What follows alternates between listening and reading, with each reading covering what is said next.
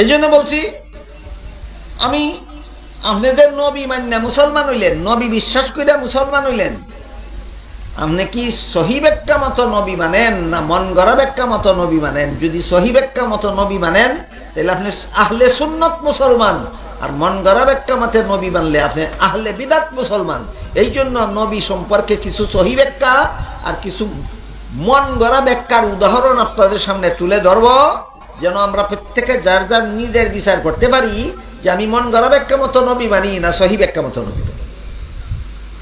বলেন, আমি নবীগণের ব্যাপারে সহি ব্যাখ্যা আর মন গড়া ব্যাখ্যার উদাহরণ দিব অন্যজনের বিচারের জন্য না যার যার নিজের বিচারের জন্য?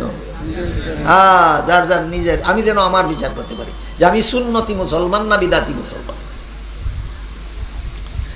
নবী রাসূল সম্পর্কে যত সহি ব্যাখ্যা আছে এর মধ্যে একটা সহি ব্যাখ্যা হল সমস্ত নবী রাসূলগণ আজীবন বেগুনাহ।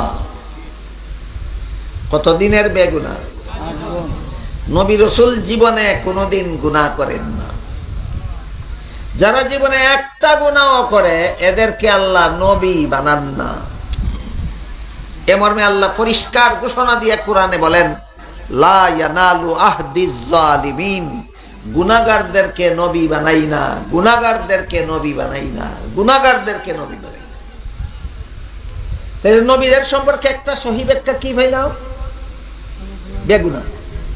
নবী রাসূল সম্পর্কে একটা সহি ব্যাখ্যা কি পাইলাম? বেগুনাহ।